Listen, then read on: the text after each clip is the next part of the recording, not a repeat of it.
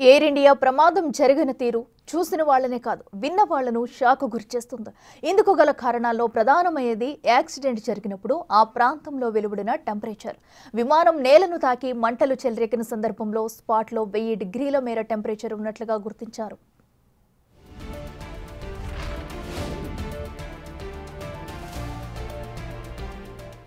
Air India విమానం అహ్మదాబాద్ నుంచి లండన్లోని గాత్విక్ ఎయిర్పోర్టుకు వెళుతుంది. దూర ప్రయాణం కావడంతో ఫ్లైట్లో ఫ్యూయల్ ఫుల్గా నింపారు. ప్రమాదం జరిగిన సమయంలో 125,000 లీటర్ల ఇంధనం ఉన్నట్లుగా చెబుతున్నారు. టేకాఫ్ అయిన విమానం కాసేపట్లోనే నేలకూలడంతో ఒక్కసారిగా మంటలు చెలరేగాయి. ఫ్యూయల్ భారీగా ఉండటంతో రెస్క్యూ ఆపరేషన్స్ వెంటనే చేపట్టేందుకు సహాయ సిబ్బందికి సైతం కష్టమైంది.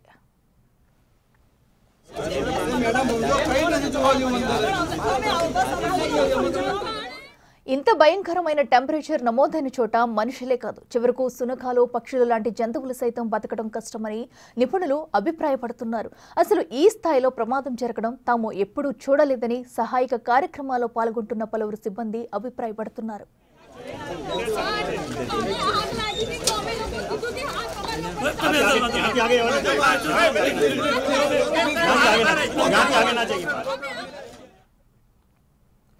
ఎయిర్ ఇండియాకు డీజీసీఏ కీలక ఆదేశాలు జారీ చేసింది. విమాన ప్రమాదంపై ఇప్పటికే దర్యాప్తు ప్రారంభించిన డీజీసీఏ బోయింగ్ 787-89 విమానాలను తనిఖీ చేయాలని ఎయిర్ ఇండియాను ఆదేశించింది. జనరల్ ఎలక్ట్రిక్ ఇంజిన్లతో నడిచే ఎయిర్ ఇండియాకు చెందిన బోయింగ్ 787-89 డ్రీమ్ లైనర్ విమానాలకు ఇకపై కఠినమైన భద్రతా తనిఖీలను నిర్వహించాలని ఆదేశించింది. జూన్ 15వ తేదీ నుంచే అమలు చేయబోతున్నట్లు కూడా ప్రకటించింది.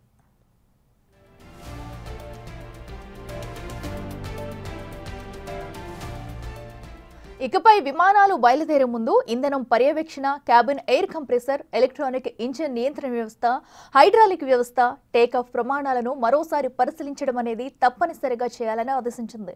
అంతేకాదు ఫ్లైట్ కంట్రోల్ ఇన్స్పెక్షన్స్ ను ప్రవేశపెడుతున్నారు. ఇంజిన్ సామర్థ్యాలకు సంబంధించిన తనిఖీలను 2 వారాల్లో పూర్తి చేయాలని ఎయిర్ ఇండియాకు సూచించింది.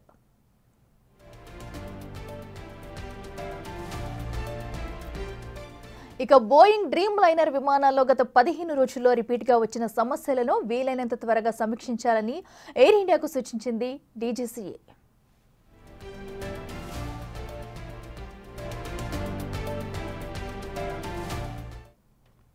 అహ్మదాబాద్ విమాన ప్రమాదంపై సుప్రీంకోర్టులో పిటిషన్ దాఖలైంది. మృతుల కుటుంబాలకు కేంద్ర ప్రభుత్వం ఎక్స్ గ్రేషియా ఇవ్వాలని 2 డాక్టర్లు పిటిషన్ దాఖలు చేశారు. కేంద్ర పరిహారం ఇచ్చేలా ఆదేశించాలని న్యాయస్థానాన్ని కోరారు.